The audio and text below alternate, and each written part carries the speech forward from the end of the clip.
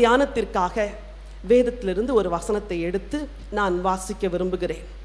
மத்தேயு எழுதின சுவிசேஷம் 11ஆம் அதிகாரம் 11-12 வசனத்தை நாம் வாசிக்கலாம். ஸ்திரீகளிடத்திலே பிறந்தவர்களில் யோவான் ஸ்நானகனை பார்க்கிலும் பெரியவன் ஒருவனும் எழும்பினதில்லை. ஆகிலும் பரலோக ராஜ்யத்தின் சிறியவனாய் இருக்கிறவன் அவனிலும் பெரியவனாய் இருக்கிறான் என்று உங்களுக்கு மெய்யாகவே சொல்லுகிறேன்.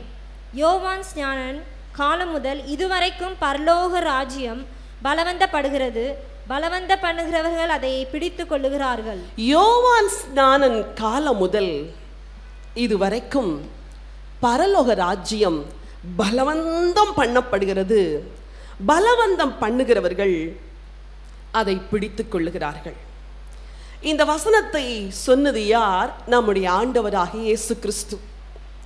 பலவந்தம் என்ற வார்த்தைக்கு என்ன பொருள் என்றால் violating the law என்று பொருள். ஆங்கிலத்திலே இந்த வசனம் மிக அழகாக சொல்லப்பட்டிருக்கிறது. The kingdom of heaven suffers violence and the violent enters into it என்று.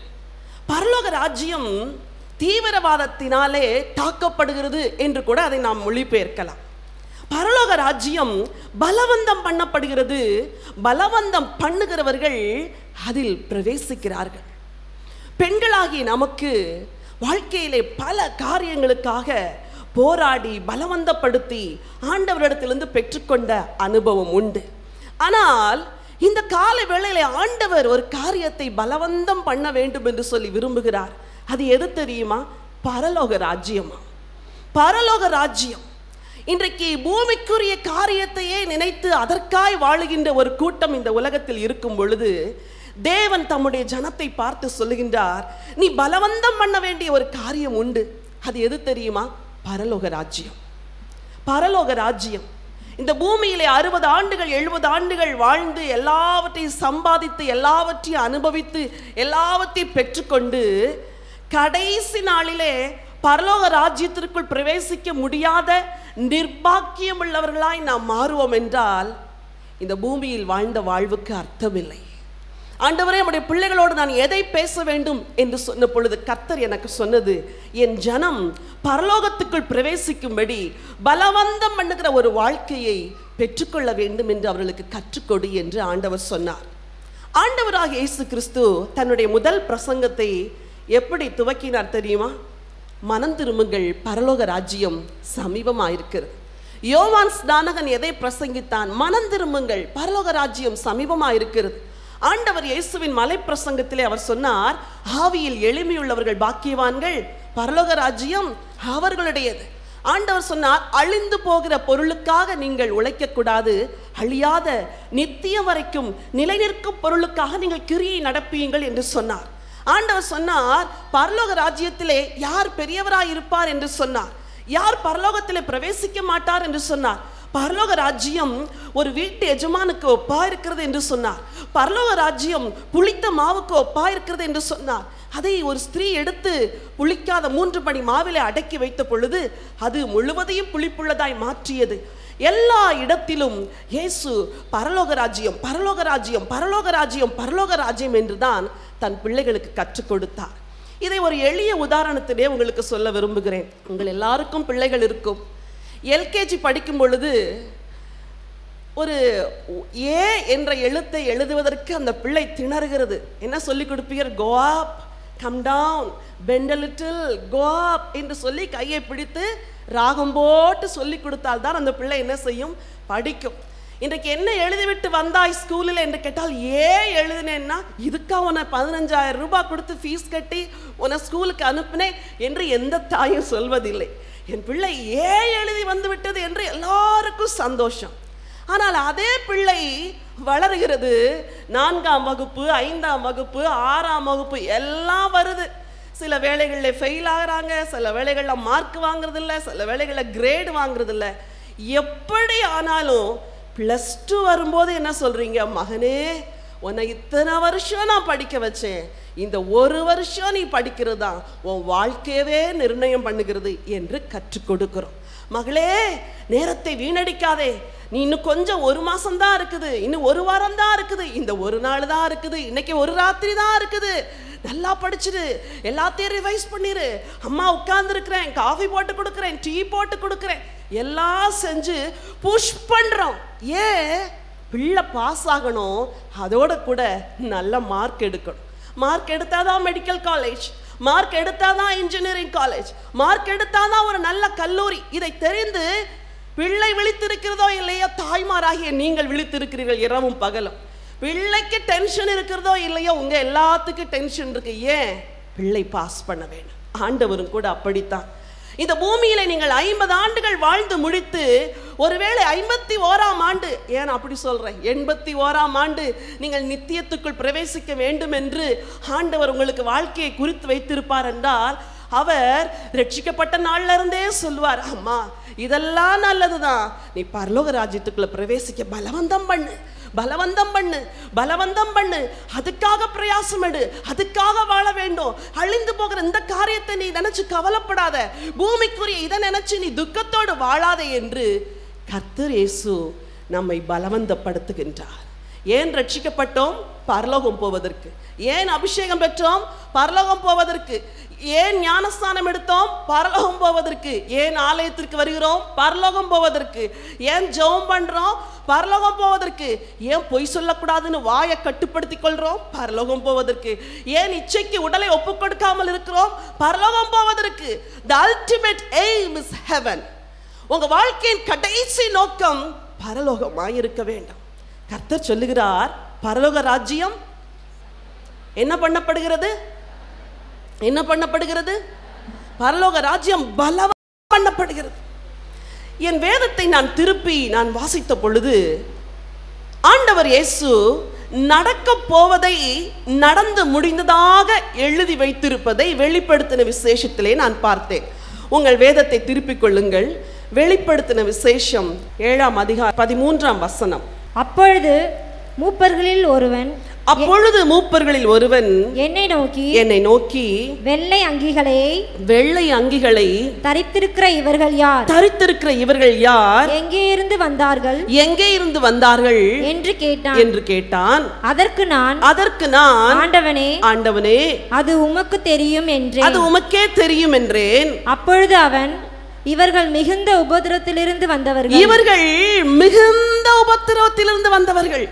வாசியுங்கள். இவர்கள் தங்கள் அங்கிகளை ஆட்டுக்குட்டியானவருடைய இரத்தத்திலே தோய்த்து வெளுத்தவர்கள் ஆனபடியால் அவர்கள் தேவனுடைய சிங்காசனத்திற்கு முன்பாக இருந்து இரவும் பகலும் அவருடைய ஆலயத்திலே அவரை சேவிக்கிறார்கள். சிங்காசனத்தின் மேல் வீற்றிருக்கிறவர் இவர்களுள் வாசமாயிருப்பார். அடுத்த வசனம். இவர்கள் இனி பசி அடைவதும் இல்லை, இனி தாகம் அடைவதும் இல்லை, வெயிலாவது உஷ்ணமாவது இவர்கள் மேல் படுவது இல்லை. சிங்காசனத்தின் மத்தியில் இருக்கிற ஆட்டுக்குட்டியானவரே இவர்களை மேய்த்து. சரி, இந்த வேத வசனம் சொல்லுகிறது, இனிமேல் நடக்க போவதை நடந்து முடிந்ததாக காண்பிக்கிறது. என்ன சொல்லுகிறது? வெள்ளை அங்கிகளை தரித்திருக்கிற இவர்கள் யார்? யாரை பார்த்து அந்த கேள்வி கேட்கப்படுகிறது தெரியுமா? இந்த பூமியின் வாழ்க்கையிலே பாடுகளையும் கஷ்டங்களையும் சகித்து பரலோகத்திற்குள் போன பிறகு அங்கே வந்திருக்கிற பரிசுத்தவான்களை பார்த்து கேட்கப்படுகிற கேள்வி, வெள்ளை அங்கிகளை தரித்திருக்கிற இவர்கள் யார்? அதற்கு கொடுக்கப்படுகிற பதில், இவர்கள் மிகுந்த உபத்திரவத்திலிருந்து வந்தவர்கள். வேதம் சொல்லுகிறது, பரலோக ராஜ்யத்தை நீ பலவந்தம் பண்ண வேண்டும். எதின் மூலமாய் பலவந்தம் பண்ண வேண்டும்? உங்கள் உபத்திரவ வாழ்க்கையிலே அது உங்களை பரலோகத்திற்குள் பிரவேசிக்க முடியாதபடி உங்கள் வாழ்வில் உள்ள உபத்திரவங்கள் உங்களை தடுக்கும் பொழுது நீங்கள் அதை பலவந்தம் பண்ண வேண்டுமா? இதற்கு ஏன் அநேக விசுவாசிகள் சந்தோஷமாய் ரட்சிக்கப்படுகிறார்கள், ஆலயத்திற்கு வருகிறார்கள், எல்லாம் நடக்கிறது. ஒரு சின்ன கஷ்டம் வீட்டில் வந்த உடனே ஆலயத்திற்கே வருவதில்லை, நிறுத்தி விடுகிறார்கள். ஏன் தெரியுமா? நான் ஆண்டவரை தேடி வந்தேன், என் கஷ்டம் எல்லாம் மாறும்னு நினைச்சேன், ஆனா எனக்கு இவ்வளோ உபத்திரம் வந்துருச்சு, இவ்வளோ கஷ்டம் வந்துருச்சு, இனிமேல் இயேசு வேண்டாம், ஆலயமும் வேண்டாம், ஒன்றும் வேண்டாம் என்று நின்று விடுகிறவர்கள் அநேகர். இன்றைக்கு கூட இங்கே வந்திருக்கிற உங்கள் எத்தனை பேருடைய உள்ளத்திலே நீங்கள் பாரத்தோடு வந்திருக்கிறீர்களோ எனக்கு தெரியாது. உபத்திரவம், கணவன் நிமித்தம் உபத்திரவம், பிள்ளைகள் நிமித்தம் உபத்திரவம், கடன் நிமித்தம் உபத்திரவம். ஐயோ, நான் நல்லா ஜெபம் பண்ணணும்னு நினைக்கிறேன், ஆனா இந்த கஷ்டத்தை நினைச்சா என்னால ஜெபம் பண்ணவே முடியல. நான் ஆண்டவரோடு வாழ விரும்புகிறேன், ஆனா என் வியாதியை நான் நினைச்சு பார்த்தா எனக்குள்ள பயம். ஆகவே நான் ஆண்டவர் மேல உள்ள உற்சாகத்தையே இழந்துட்டேன். சகோதரி, வேதம் சொல்லுகிறது, இந்த உபத்திரவத்தின் மத்தியிலே நீ பலவந்தம் பண்ணு. இந்த உபத்திரவத்தின் மத்தியிலே பலவந்தம் பண்ணு. எஸ்தர் ராஜாத்தி சொன்னாள், நான் செத்தாலும் சாகிறேன், சட்டத்தை மீறி ராஜாவினிடத்தில் பிரவேசிப்பேன். உபத்திரம் வந்தது நிமித்தம் சோர்ந்து போய் மனம் உடைந்து போய் இந்த இடத்துல உட்கார்ந்து இருக்கிறீர்களா? உபத்திரம் யாருக்கு வாக்கு பண்ணப்படவில்லை. ஆண்டவர் பவுலை அழைக்கும் பொழுது சொன்னார், அவன் என் நாமத்து நிமித்தம் எவ்வளவாய் பாடுபட வேண்டும் என்பதை நான் அவனுக்கு காண்பிப்பேன் என்று சொன்னார். கிறிஸ்தவ வாழ்க்கை என்பது மலர் படுக்கை அல்ல, அது உபத்திரங்கள் வழியாய் நம்மை தேவன் நடத்தி கொண்டு போகிற பாதை. நீங்கள் கேட்கலாம், ஏன் எனக்கு உபத்திரவம், ஆண்டவர் ஏன் எனக்கு உபத்திரவத்தை அனுமதிக்கிறார் என்று கேட்பீர்கள் என்றால், உங்கள் கேள்விக்கு 2 பதிலை வேதத்திலே நான் கண்டேன். அந்த வசனத்தை நான் உங்களுக்காக வாசிக்க விரும்புகிறேன்.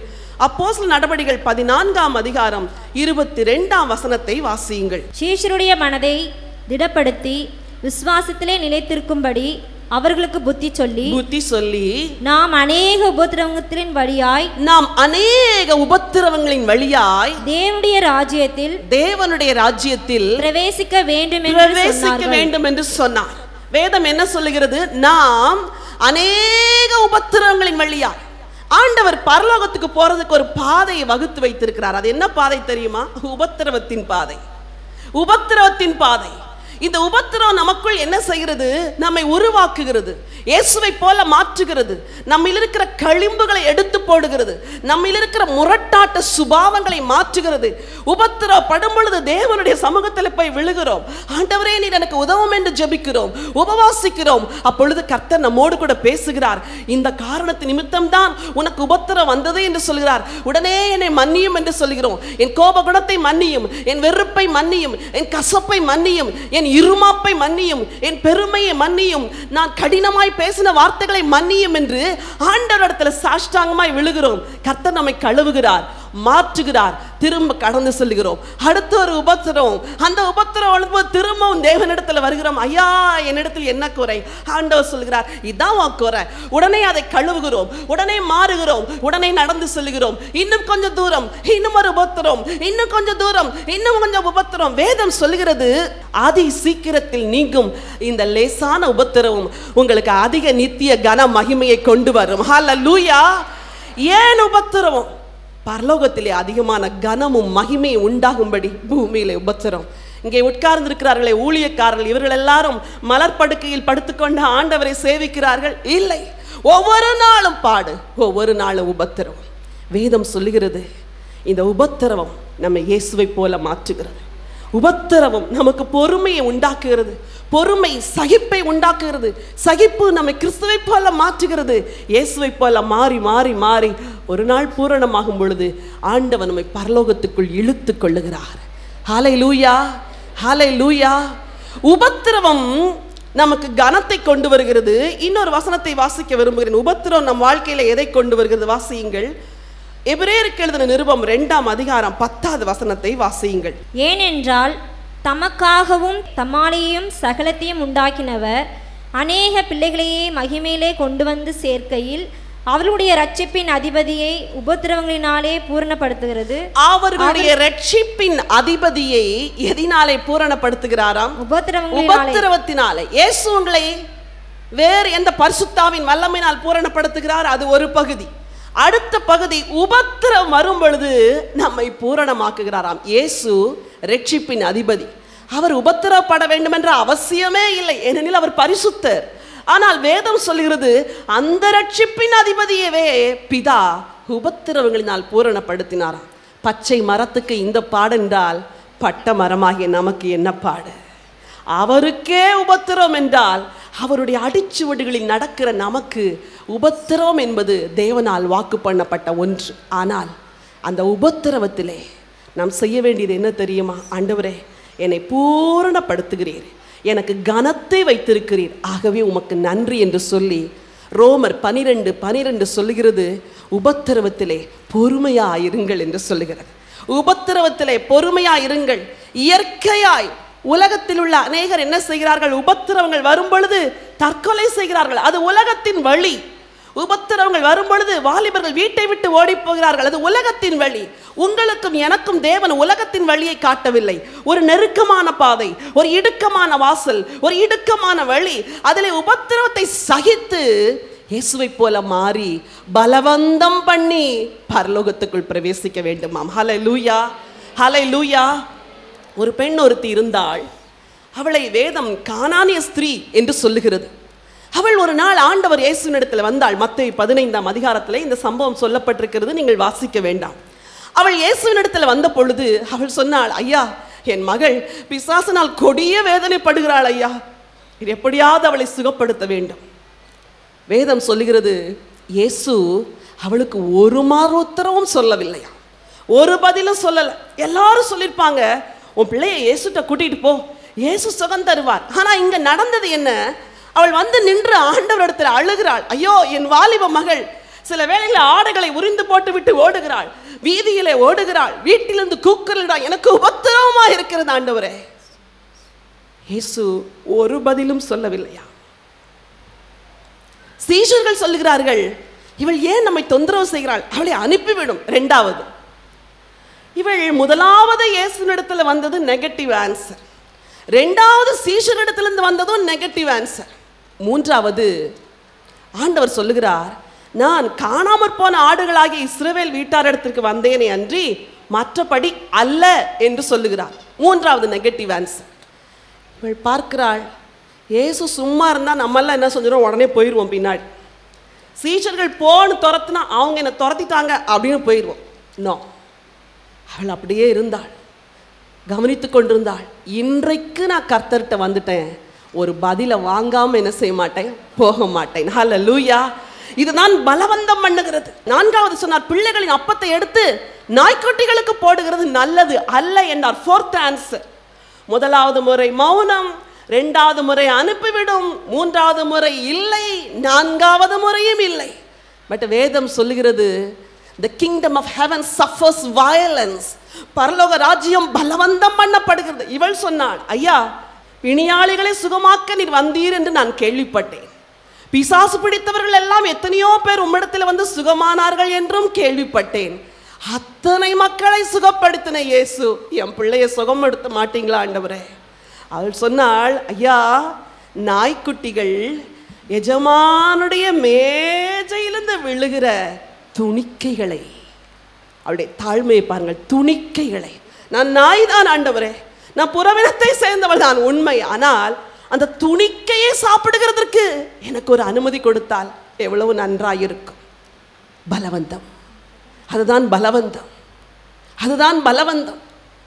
ஆண்டவர் பார்த்தார், நான் இப்படி ஒரு விசுவாசத்தை காணவில்லை என்று சொல்லி, நீ போ, நீ விரும்புகிறபடி ஆக்கடுவது என்று சொன்னார். வேதம் சொல்லுகிறது, அந்நேரமே அவளுடைய மகள் சொஸ்தமானாள். ஹல்லேலூயா. கரங்களை தட்டி தேவனை மகிமைப்படுத்தலாமா? ஹல்லேலூயா, ஹல்லேலூயா. பரலோக ராஜ்யம் பலவந்தம் பண்ணப்படுகிறது. நீங்கள் எப்படி பலவந்தம் பண்ண வேண்டும் தெரியுமா? ஜெபத்தில் தான். வேதம் சொல்லுகிறது, மாம்சத்தோடும் இரத்தத்தோடும் அல்ல. நம்முடைய போராட்டம் மனிதர்களோடு அல்ல, நம்முடைய போராட்டம் அரசாங்கத்தோடு அல்ல, நம்முடைய போராட்டம் குடும்ப நபர்களோடு அல்ல, உங்கள் போராட்டம் உங்கள் கணவரோடு அல்ல. அவள் பலவந்தம் பண்ணினாள் ஜெபத்திலே. நீர் எனக்கு செய்துதான் ஆக வேண்டும். ஒரு நாள் யாக்கோபு இரவிலே பிந்தி தனித்திருந்தான். அவன் எத்தனையோ ஜெபங்களை ஆண்டவரிடத்தில் ஏறெடுத்திருப்பான். ஆனால் அன்றைக்கு இரவு அவன் ஒரு தீர்மானம் பண்ணான், இன்றைக்கு ஆண்டவற்றிலிருந்து நான் ஒரு பதிலை வாங்காம போக மாட்டேன். அதான் பலவந்தம். நான் என் அப்பாவை ஏமாற்றினேன், அண்ணனை ஏமாற்றினேன், எல்லா என் வாழ்க்கையில் நெகட்டிவாக நடந்தது. ஆனால் இன்று I am going to violate the law. நான் ஆண்டவரை பலவந்தம் பண்ண போறேன். சட்டத்தை மீறி என்னை ஆசீர்வதிச்சால் ஒழிய முடியவே முடியாதுன்னு சொல்ல போறேன். பதில் வந்ததா? பதில் வந்தது. ஆண்டவர் சொன்னார், நீ இனி யாக்கோபு எனப்பட மாட்டாய், உன் பெயர் இஸ்ரவேல். நீ தேவனோடும் மனுஷனோடும் போராடி மேற்கொண்டாய். எப்படி பலவந்தம் பண்ணணும்? அம்மா 40 நாள் உபவாசம் பண்ணீங்க, நல்லது. இந்த 41வது நாள்ல இருந்தும் உங்க பலவந்தத்தை விடாதீங்க, உங்க பலவந்தத்தை விடாதீங்க. தேவனுடைய பாதத்தை பிடிங்க, அவருடைய வஸ்திர தொங்கலை இறுக்கி பிடிச்சு சொல்லுங்க, நீங்க சுகம் தரலன்னா விட மாட்டேன் ஆண்டவரே, நீங்க பதில் செய்யலன்னா விட மாட்டேன், நீங்க என் பிள்ளைய மாற்றலன்னா விட மாட்டேன். ஒரு வார்த்தை சொல்லுங்க ஆண்டவரே போதும். பலவந்தம் பண்ணுகிறவர்கள் அதை பிடித்துக் கொள்ளுகிறார்கள். சொல்லுங்கள், பலவந்தம் பண்ணுகிறவர்கள். சத்தமா சொல்லுங்க, பலவந்தம் பண்ணுகிறவர்கள் அதை பிடித்துக் கொள்ளுகிறார்கள். அதை பிடித்துக் கொள்ளுகிறார்கள். பலவந்தம் பண்ணுங்கள். எதன் மத்தியிலே? உபத்திரவத்தின் மத்தியிலே. உபத்திரவத்தின் மத்தியிலே. எஸ்தர் அப்படித்தான் செய்தாள். செத்தாலும் சாகிறேன். பதில் வந்ததா? வந்தது. சரி, பரலோக ராஜ்யத்திற்குள் நீங்கள் பிரவேசிக்க உங்கள் உபத்திரவங்களின் மத்தியிலே நீங்கள் பலவந்தம் பண்ண வேண்டும். இரண்டாவதாக, பரலோக ராஜ்யத்தில் நீங்கள் பிரவேசிக்க முடியாமல் உங்களை தடுப்பது என்னது தெரியுமா?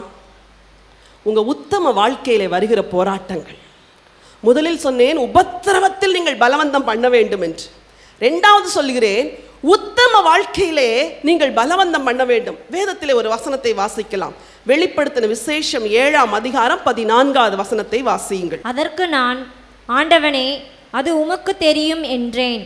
அப்பொழுது அவன், இவர்கள் மிகுந்த உபத்திரவத்திலிருந்து வந்தவர்கள், இவர்கள் மிகுந்த உபத்திரவத்திலிருந்து வந்தவர்கள், இவர்கள் தங்கள் அங்கிகளையே ஆட்டுக்குட்டியானவருடைய இரத்தத்திலே தோய்த்து வெளுத்தவர்கள். இரண்டாவது, பரலோகம் போக முடியாதபடி ஒரு விசுவாசியை, ஒரு விசுவாச பெண்ணை தடுக்கிறது என்ன தெரியுமா? உத்தம வாழ்க்கையிலே வருகிற போராட்டம்.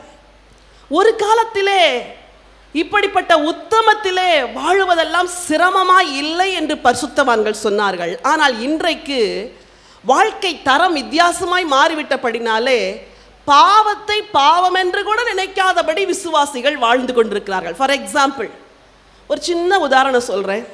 நீங்கள் இங்கேருந்து சென்ட்ரல் ஸ்டேஷனுக்கு போயிட்டு இருக்கிறீங்க. 8 மணிக்கு அங்கே நிற்கிறேன்னு யார்கிட்டயோ ப்ராமிஸ் பண்ணிட்டீங்க. இங்கே மணி 7:45 ஃபோன் வருது. நீங்கள் இப்போ தான் கிண்டியை கிராஸ் பண்ணிட்டீங்க, ஏதோ ஒரு இடையில ஒரு இடத்துல போயிட்டுருக்கிறீங்க.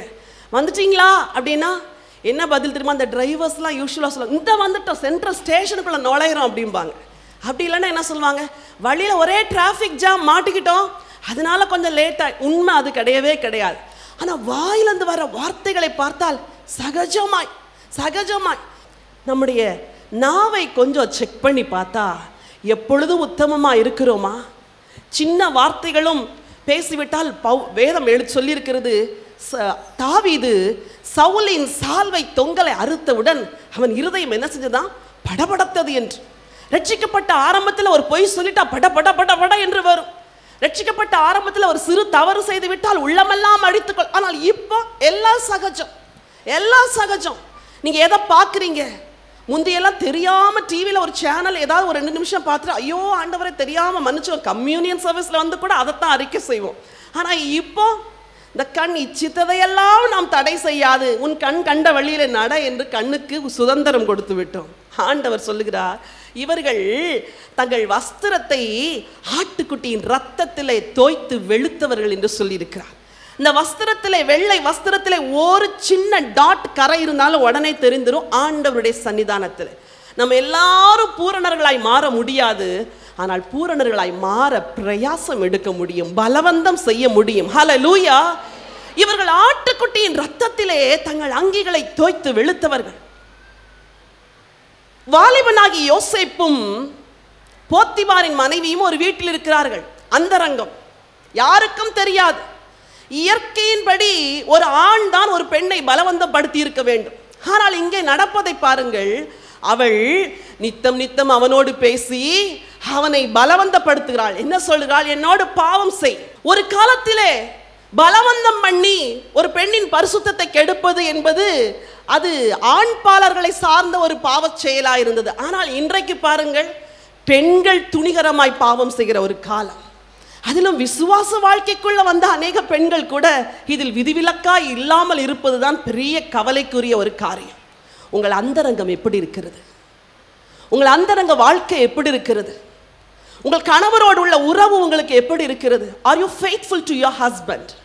உங்கள் கணவருக்கு உண்மையா இருக்கிறீங்களா? இதை ஒருவேளை எல்லாரும் பிரசங்கிக்க மாட்டார்கள், ஆனால் எனக்கு இன்றைக்கு பேச சொன்னார் ஆண்டவர், அந்தரங்க வாழ்க்கையை கொஞ்சம் சீர்தூக்கி பார்க்க சொல் என் பிள்ளைகளை என்று.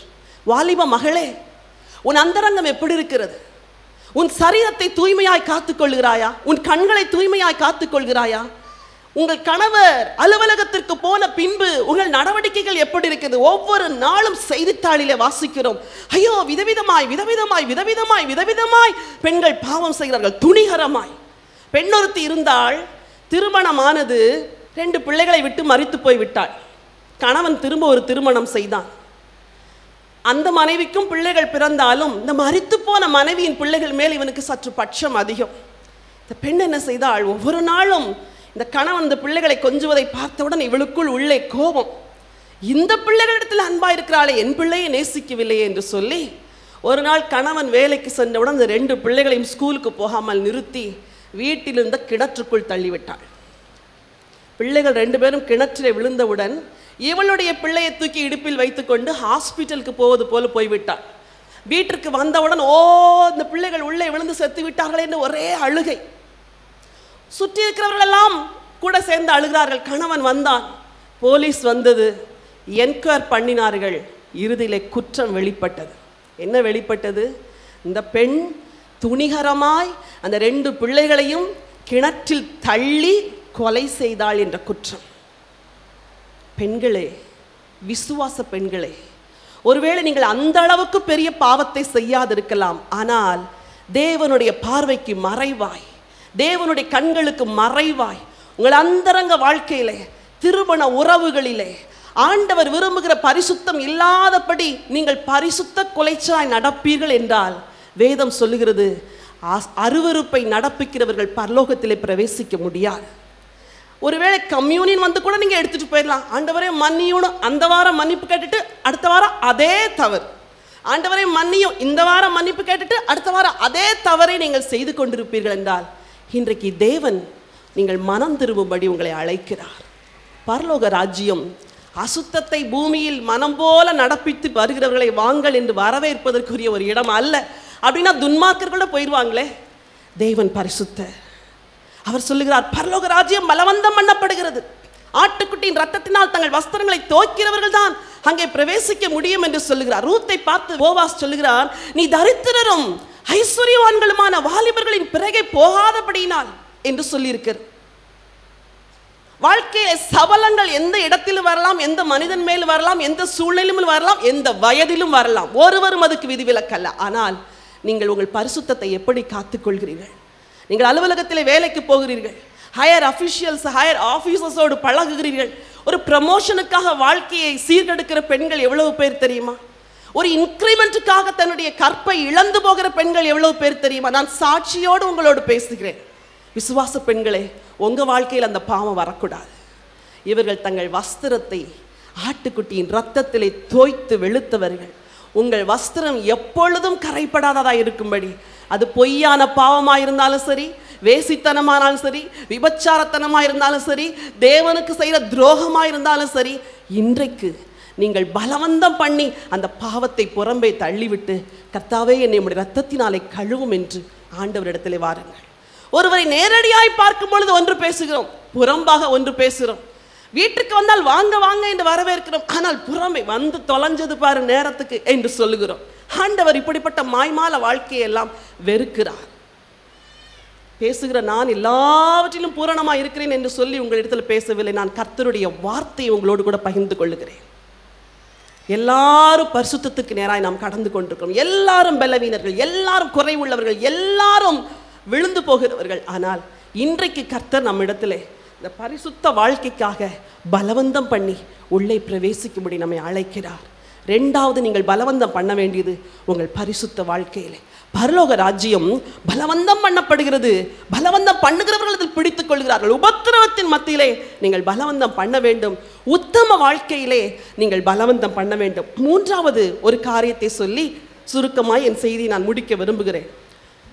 லூக்கா எழுதின சுவிசேஷம் 5ஆம் அதிகாரம் 5ஆம் வசனத்தை வாசியுங்கள். லூக்கா 5. அதற்கு சீமோன், ஐயரே, ராம் முழுவதும் நாங்கள் பிரயாசப்பட்டு ஒன்றும் அகப்படவில்லை, ஆகிலும் உம்முடைய வார்த்தையின்படியே வலையை போடுகிறேன் என்றான். அந்தபடியே அவர்கள் செய்து தங்கள் வலை கிழிய போகத்தக்க மிகுந்த மீன்களையே பிடித்தார்கள். ஐயரே, நாங்கள் ராம் முழுவதும் பிரயாசப்பட்டும் ஒன்றும் அகப்படவில்லை. 3வதாக, நீங்கள் பிரயாசப்பட வேண்டிய ஒரு காரியம் எது என்றால், ஊழியத்திலே நீங்கள் பிரயாசப்பட வேண்டும். நீங்கள் கேட்கலாம், என் குடும்பத்தில் அவரெல்லாம் ரட்சிக்கப்படலைங்க, இந்த சர்ச்சுக்கு நான் வர்றதே பெரிய அதிசயம், என்னை போய் ஊழியம் செய்யுங்கன்னு சொல்கிறீங்களே அப்படின்னு சொல்லலாம். ஆனால் ஆண்டவர் இன்றைக்கு அதைத்தான் நம்ம இடத்துல எதிர்பார்க்கின்றார். அவன் சொன்னான், ஐயரே, ராம் முழுவதும் பிரயாசப்பட்டும் ஒன்றும் அகப்படவில்லை. பிரசங்கி தன்னுடைய புஸ்தகத்தில் எழுதுகிறான், மனுஷன் படுகிற பிரயாசம் எல்லாம் அவன் வயிற்றுக்காகத்தானே. அவன் ஓடி ஓடி சொத்துக்களை எல்லாம் சேர்த்து வைக்கிறான். முடிவில் யார் வாரிக்கொண்டு போவானோ தெரியாது. அவன் எல்லாவற்றையும் கடினப்பட்டு சேர்த்து வைக்கிறான். புத்தி இல்லாத ஒருவன் அதை அனுபவிப்பதற்காக சேர்க்கிறான். சூரியனுக்கு கீழே மனுஷர் படுகிற எல்லா பிரயாசத்தையும் பார்த்தேன், எல்லா மாயையும் மனதுக்கு சஞ்சலமுமா இருக்கிறது என்று எழுதியிருக்கிறான். இந்த வாழ்க்கையிலே உலகத்திலே பெண்கள் பல காரியங்களுக்காய் பிரயாசப்படுகிறார்கள். நல்ல திறமையுள்ள ஒரு பெண் என்ன செய்கிறாள்? வருமானத்தை சேர்த்து சேர்த்து வைத்து ஒரு வீட்டை கட்டுகிறாள், பிள்ளைகளை படிக்க வைக்கிறாள், நல்லது. தனக்கு சொத்தை வாங்குகிறாள், நல்லது.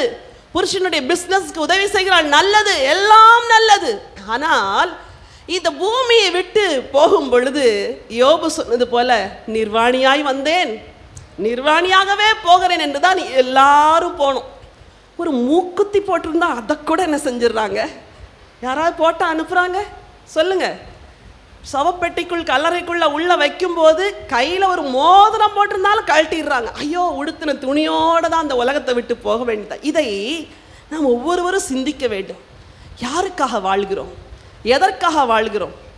ஒரு பெண் சொன்னார்கள், 2 பிள்ளைங்களை பெற்றெடுத்தம்மா, 2 பிள்ளைங்களுக்கும் கல்யாணம் ஆயிடுச்சுமா, 2 பிள்ளைங்களும் பேர பேத்தி பெற்றுட்டாங்கம்மா, என் கடமையெல்லாம் முடிஞ்சது, இனிமே கர்த்தர் கூப்பிட்டா போனோம். எல்லாம் நல்லா செஞ்சீங்க, ஆண்டவருக்காக என்ன செஞ்சீங்க? எல்லாம் நல்லது. ஒரு நாளைக்கு காலையில் எழும்புகிறீர்கள், உங்க வேலையெல்லாம் செய்றீங்க, பிள்ளைங்களை அனுப்புறீங்க, கணவன், எல்லாம் நல்லது. ஆனால் அந்த 24 மணி நேரத்திலே நீங்கள் தேவனுக்காக எதை பிரயாசப்படுகிறீர்கள்? எவ்வளவு நேரம் ஆண்டவரோடு செலவழிக்கிறீர்கள்? எவ்வளவு நேரம் ஆண்டோடைய அன்பை அறியாத மற்றவர்களுக்கு இயேசுவின் அன்பை பற்றி சொல்லுகிறீர்கள்? பவுல் சொல்லுகிறார், ஐயோ, நான் கர்த்தருடைய ஊழியத்து நிமித்தம் பல வேளைகளில் கடல் பயணத்திலே, பல வேளைகளில் கப்பற் பயணத்தில் இருந்தேன், பசியிலும் நிர்வாணத்திலும் தாகத்திலும் உபத்திரத்திலும் பிரயாசப்பட்டேன். ஏன்? பரலோகத்தில் பலன் மிகுதியா இருக்கும்படி. எல்லாருக்கும் பரலோகத்தில் ஒரு வீடு இருக்குதா தெரியுமா? இருக்குதா? அது ஓட்டு வீடா இருக்குதோ அல்லது கூரை வீடா இருக்குதோ அல்லது மச்சு வீடா இருக்குதோ தெரியாது. ஆனால் இது பொன்னாலே செய்யப்பட்ட வீடு என்பது மட்டும் நிச்சயம். சிலர் ஃபவுண்டேஷனோட நிற்கிறீங்க, மேலே ஒன்றுமே கட்டலை, இங்கே வீடு 4 வீடு வாங்கிட்டீங்க, ஆனால் பரலோகத்தில் உங்களுக்கு ஒரு வீடு கூட இன்னும் கட்டலை. ஆண்டவர் சொல்கிறாரு, அம்மா உனக்கு இன்னும் ஆயுசு காலம் இருக்குது, இது வரைக்கும் உனக்காக பிரயாசப்பட்டது போதும், நிறுத்து. ஒரு சமையலை செய்கிறதுக்கு ஒரு நாளைக்கு 6 மணி நேரம் செலவழிக்கிறாங்க பெண்கள், அது தெரியுமா? 6 மணி நேரம். வேகமாக செய்யுங்க, துரிதமாக செய்யுங்க. 6 மணி நேரத்தில் செய்கிறத 2 மணி நேரத்தில் செஞ்சு முடிங்க. ஆண்டவருக்காய் செலவழிங்களம்மா. வாலிப மகளே, நீ எவ்வளோ நேரம் படிக்கிற, நல்லது. ஆனால் உன் கல்லூரியில் உன்னை போல இயேசுவை பற்றி அறியாதவங்க எவ்வளோ பேர் இருக்கிறாங்க. அவங்களுக்கு ஒரு 15 நிமிஷம் இயேசுவை பற்றி சொல்கிறதுக்கு உனக்கு ஏன் உள்ளத்தில் தோணலை?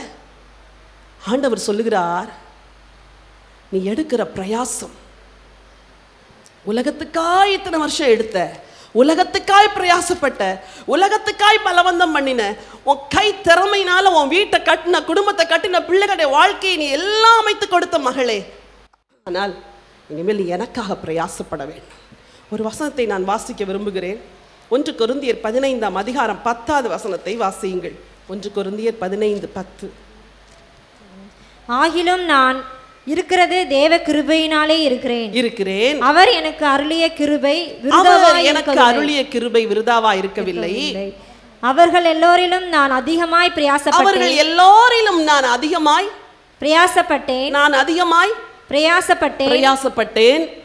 ஆகிலும் நான் அல்ல, என்னுடனே இருக்கிற தேவ கிருபையே, என்னுடனே கூட இருக்கிற தேவ கிருபை அப்படி செய்து. நன்றாய் கவனியுங்கள்.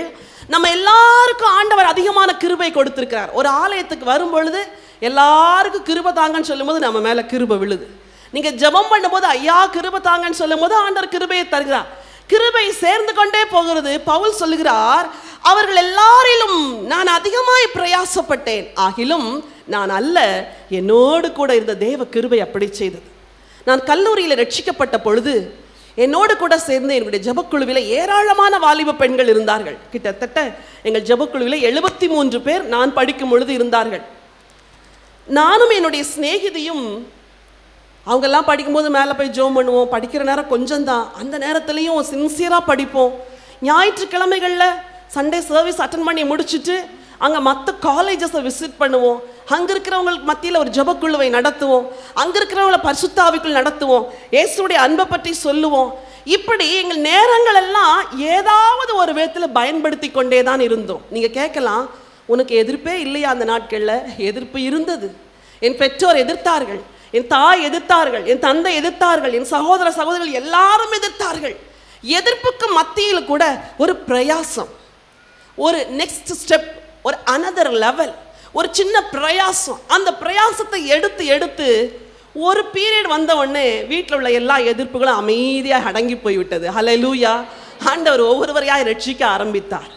இன்றைக்கு அத்தனை பேர் ஜெபக்குழுவில் இருந்தாலும் ஊழிய பாதையிலே விரல் விட்டு எண்ணக்கூடிய 2-3 பேர் தான் ஊழிய பாதையில் இருக்கிறோம். அன்றைக்கு எடுத்த பிரயாசம் இன்றைக்கு ஊழியத்தில் நிலைநிறுத்தி வைத்துக் கொண்டிருக்கிறது. ஹல்லேலூயா!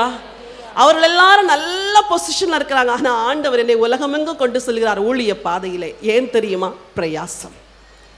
எதிர்ப்புகள் வராமல் இருக்காது, எதிர்ப்பு வரும். கணவர் எதிர்ப்பார், எல்லாரும் குடும்பத்தில் எதிர்ப்பாங்க. ஆனா எதையோ ஒன்றை, ஒரு சின்ன ஜெபக்குழு, ஒரு சின்ன மருத்துவமனையை விசிட் பண்ற ஒரு ஊழியம், பக்கத்து வீட்டில் உள்ளவங்களை கூப்பிட்டு வச்சு அவங்களுக்கு இயேசுடைய அன்பை பற்றி சொல், எதையோ ஒன்றை நீங்கள் பிரயாசப்பட்டு ஆண்டவருக்காய் செய்யும் பொழுது ஆண்டவர் பரலோகத்தில் உங்களுக்கு மிகுதியான பலனை தருவார். எத்தனை பெண்கள் சாரி ஃபால்ஸ் தைக்கிற 10 ரூபாயை மிச்சப்படுத்துறதுக்கு 1.5 மணி நேரம் உட்காந்து சாரி ஃபால்ஸ் தைப்பாங்க தெரியுமா? கடையில் கொடுத்தா 10 ரூபாய், ஆனால் இவங்க 1.5 மணி நேரம் உட்காந்து சாரிக்கு ஃபால்ஸ் தைச்சிட்டு இருப்பாங்க. பெண்களே, எத்தனையோ 10 ரூபாயை இயேசு கொடுத்துருக்கிறாரு, ஆனால் எத்தனையோ 1.5 மணி நேரம் வராதம்மா. கடையில் கொடுங்க, அதுக்குன்னு ஒரு ஆளை ஆண்டு அப்பாயின்ட் பண்ணி வச்சிருக்கிறாரு, அவன் தச்சு கொடுக்கட்டும். உங்களுக்கு இருக்கிற நேரத்தை நீங்கள் இயேசுக்கு பயன்படுத்துங்களே. ஒரு எக்ஸ்ட்ரா எஃபர்ட், ஒரு எக்ஸ்ட்ரா எஃபர்ட். ஒரு பெண், அவளுக்கு 12 வருஷமாய் அவள் சரீரத்தில் ஒரு பெரிய வியாதி. இயேசுவை சுற்றிலும் ஆண் மக்கள் நிற்கிறார்கள், பெண்கள் ஆண்கள் பக்கத்தில் போவே கூடாது. அப்படிப்பட்ட யூத பாரம்பரியம் நிறைந்த ஒரு இடத்துல ஒரு எக்ஸ்ட்ரா எஃபர்ட். கூட்டத்தில் எல்லாத்தையும் புஷ் பண்ணா, எல்லாத்தையும் புஷ் பண்ணா, எல்லாத்தையும் புஷ் பண்ணா, வேகமாக போய் கையை உள்ள விட்டு அவர் வஸ்திரத்தின் ஓரத்தை தொட்டாள், சுஸ்தமானாள். ஹல்லேலூயா! ஒரு எக்ஸ்ட்ரா எஃபர்ட், ஒரு எக்ஸ்ட்ரா பிரயாசம், ஒரு பலவந்தம், அதுதான் அன்றைக்கு சுகத்தை கொண்டு வந்தது. உங்க வாழ்க்கையில கூட அப்படித்தான். இந்த ஆண்டு நீங்கள் இயேசுவுக்காக ஒரு எக்ஸ்ட்ரா எஃபர்ட் எடுத்தே ஆக வேண்டும். உங்க வீடு ஒரு ஜெப வீடாய் மாறியே ஆக வேண்டும். கொஞ்சம் தேவையற்ற செலவுகளை குறைச்சு ஒரு எக்ஸ்ட்ரா எஃபர்ட் எடுத்து இயேசு கொடுத்து பாருங்களேன். ஒரு எக்ஸ்ட்ரா எஃபர்ட் எடுத்து ஆண்டவருக்காக எதையாயிலும் செய்து பாருங்களேன். கர்த்தர் உங்களை ஆசீர்வதிப்பார். பரலோக ராஜ்யம் பலவந்தம் பண்ணப்படுகிறது. பலவந்தம் பண்ணுகிறவர்கள் அதை பிடித்து கொள்கிறார்கள். ஒரு நாள் வரும், அன்றைக்கு ஆண்டவர் சொல்லுவார், நல்லது உத்தமமும் உண்மையுமுள்ள ஊழியக்காரியே, உன் எஜமானுடைய சந்தோஷத்துக்குள் பிரவேசி என்று சொல்லுவார். பூமியில எல்லாத்தையும் விட்டுட்டு நீங்க பரலோகத்துக்கு போகிற அந்த நல்ல நாளிலே அங்கே உங்கள் மாளிகை கட்டப்பட்டிருக்கும். அங்கே உங்களுக்கு ஆண்டவர் ஜீவ கிரீடத்தை வைத்திருப்பார், புதிய நாமத்தை வைத்திருப்பார், ஜீவ விருட்சத்தின் கனியை வைத்திருப்பார். சில வேளைகளை யோசிப்பேன், நான் ஆண்டவரை ஜீவ கிரீடம் வச்சிருக்கிறேன்னு சொல்றீங்க, இந்த ஒரு கிரீடத்துக்காகவா இவ்வளோ உலகத்தில் கஷ்டப்படணும்னு. அப்போ ஒரு நாள் டிவியில் ஒரு ப்ரோக்ராம் ஒன்று பார்த்தேன். பயங்கரமான ஒரு பெரிய ஒரு ஸ்போர்ட்ஸில் ஒருத்தர் வின் பண்ணிட்டு வந்துட்டார். வந்த உடனே எல்லாருக்கும் முன்னாடி அவருக்கு அந்த ஆலிவ் லீவ்ஸில் க்ரௌன் வைக்கிறாங்க. ஐயோ, சந்தோஷம், மகிழ்ச்சி, புகழ்ச்சி, ஆனந்தம், ஆர்ப்பரிப்பு. அதோடு கூட சேர்த்து இவ்வளோ பெரிய செக்கில் எத்தனையோ மில்லியன்ஸ் ஆஃப் டாலர் அவருக்கு வந்து கிஃப்டாக கொடுக்குறாங்க. உங்களுக்கு என்ன கிஃப்ட் வச்சிருக்கிறாரு அப்படின்னு இப்போ சொல்ல மாட்டாருமா, அதெல்லாம் சீக்கிரட்டாக வச்சிருக்கிறாரு ஆண்டவர். அங்கே போனால் தான் அதை தருவார். ஐயோ, அந்த நாளிலே நம்முடைய மனம் எவ்வளவு பரவசமாகும். அந்த நாளிலே துக்கம் அடையாதபடி இந்த பூமியில் வாழுகிற நாளில் ஊழிய பாதையில் ஊழியத்தை செய்கிறதுல சோர்ந்து போனீங்களா, தளர்ந்து போனீங்களா, please don't give up. Extra effort எடுங்க, எக்ஸ்ட்ரா எஃபர்ட் எடுங்க. இன்னும் கொஞ்சம் காலம் தானே, இன்னொரு 20 வருஷம் சுகமாக நல்ல பலத்தோடு ஆண்டுக்கா வேகமாக செய்யலாமே, இன்னொரு 30 வருஷம் வேகமாக செய்யலாமே, இன்னொரு 10 வருஷம் எக்ஸ்ட்ராவாக செய்யலாமே. பலவந்தம் பண்ணுங்கள். ஒரு நாளிலே பரலோகத்தில் மிகுதியான பலனை பற்றி கொள்ளுவீர்கள். ஹல்லேலூயா, ஹல்லேலூயா. எல்லாரும் இருக்கிற இடங்களிலே கண்களை மூடி தலைகளை தாழ்த்தி ஆண்டவரை நாம் நோக்கி பார்க்கலாம். பரலோக ராஜ்யம் பலவந்தம் பண்ணப்படுகிறது. பலவந்தம் பண்ணுகிறவர்கள் அதை பிடித்துக் கொள்ளுகிறார்கள். இந்த பூமியில எத்தனையோ காரியத்துக்காய் நாம் பலவந்தம் பண்ணுகிறோம். ஆனால் ஒரே ஒரு வாழ்க்கை, அதுவும் சீக்கிரமாய் கடந்து போகிறதே. நீங்க ஜெபம் பண்ண முதல் நாளே ஆண்டவர் உங்களுக்கு சாங்ஷன் என்று சொல்லி சைன் பண்ணிட்டார். ஆண்டவர் உங்க ரெக்வெஸ்ட் ஆண்டவர் சாங்ஷன் பண்ணிட்டார். ஆண்டவர் சாங்ஷன் பண்ணது உங்களுக்கு இட் இஸ் ஆன் தி வே. அநேகருடைய வீட்டு கதவை வந்து அற்புதங்கள் தட்டுகிற நாட்கள் வெகு சமீபம், வெகு சமீபம், வெகு சமீபம். கர்த்தர் அற்புதத்தின் தேவன். மகிமையான காரியங்களை ஆண்டவர் ஏற்கனவே செய்து முடித்திருக்கிறார். ஆனால் நம்முடைய போக்கஸ் எதில் இருக்கணும் தெரியுமா? பரலோகம், பரலோக ராஜ்யம். உங்களை எது தடுக்கிறது? உங்கள் குடும்பத்தில் வந்த உபத்திரவமா?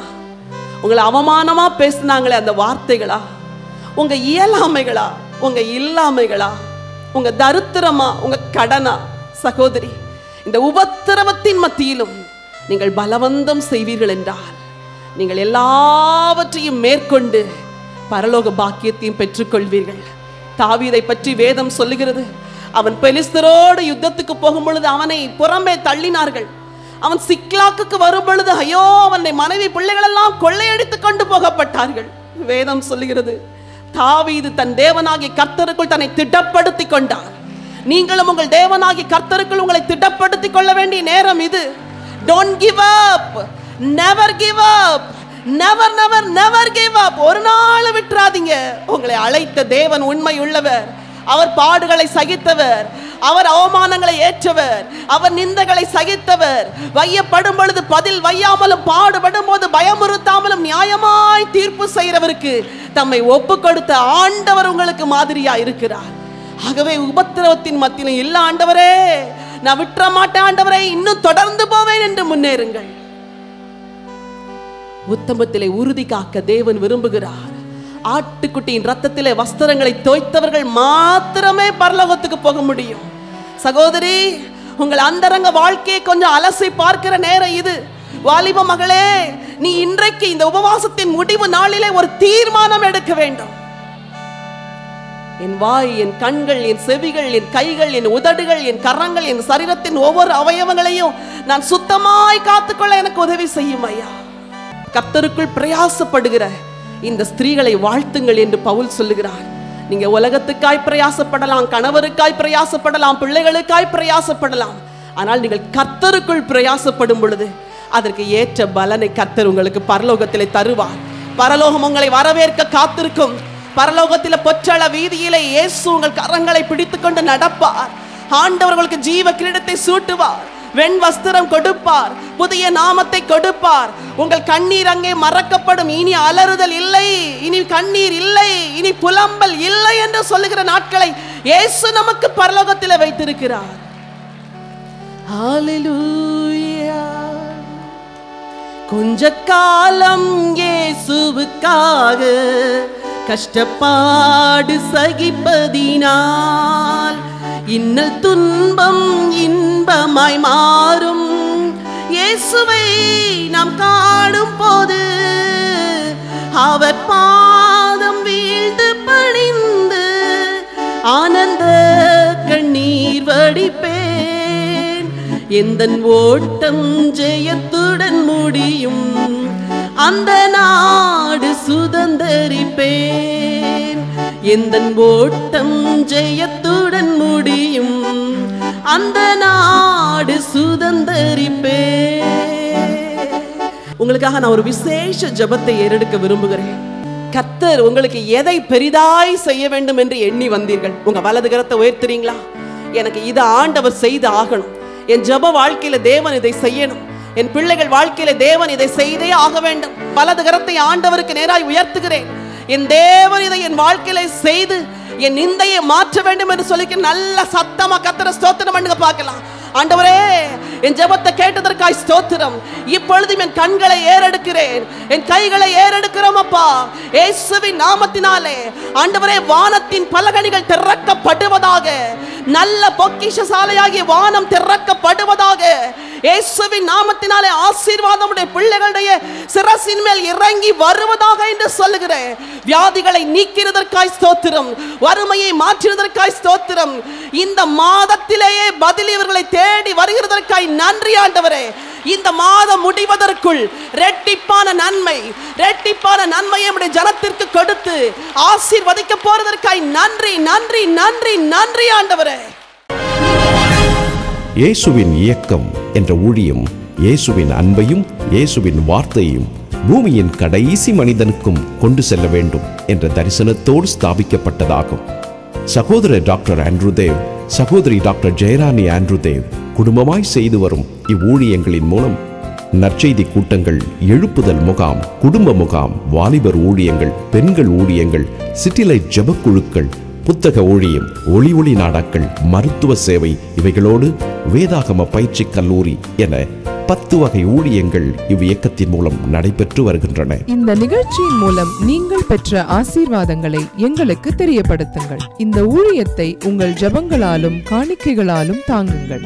நீங்கள் எங்களோடு தொடர்பு கொள்ள வேண்டிய முகவரி பைபிள் கால்ஸ் 4/557 வலையாபதி சாலை, Mugappair east, Chennai 37, India.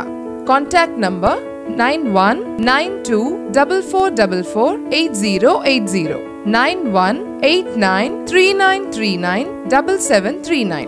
Our email ID biblecalls@gmail.com.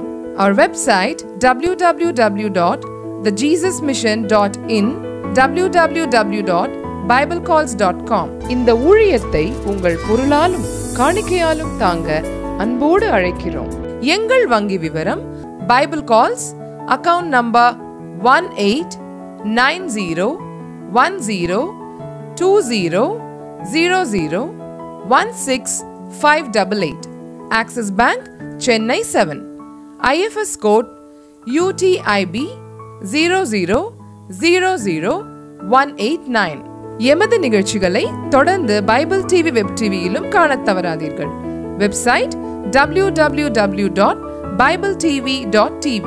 இறைவன் இயேசு உங்களை ஆசீர்வதித்து காப்பாராக.